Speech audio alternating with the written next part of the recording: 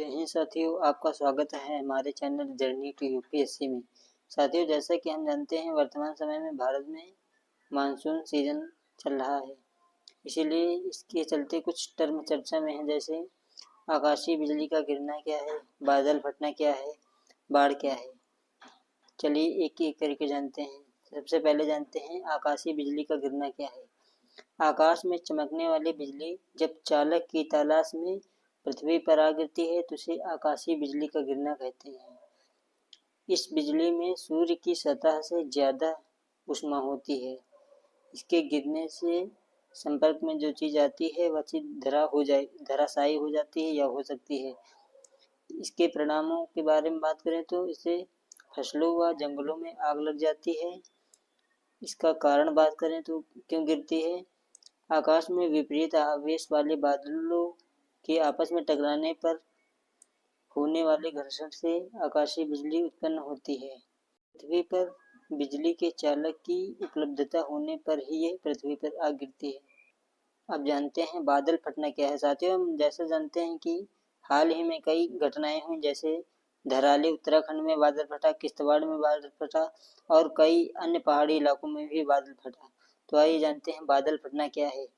बादल फटने को ऐसे परिभाषित किया जाता है, सीमित समय और सीमित क्षेत्र में गरज और बिजली कड़कने के साथ मूसलाधार वर्षा होना बादल फटना कहलाता है। यदि IMD यानी इंडियन मेट्रोलॉजिकल डिपार्टमेंट के अनुसार बात करें तो बादल फटना उस क्षेत्र विशेष में 1 घंटे के अंदर 100 मिलीमीटर से अधिक वर्षा हो जाना बादल फटना कहलाता है।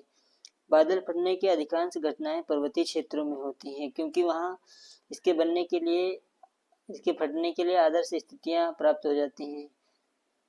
बादल दो पर्वतों के बीच में फंस जाता है और गुरुत्वाकर्षण के प्रभाव में आकर सारा जल अपना वहीं गिरा देता है, तो इसे ही बादल फटना कहते हैं।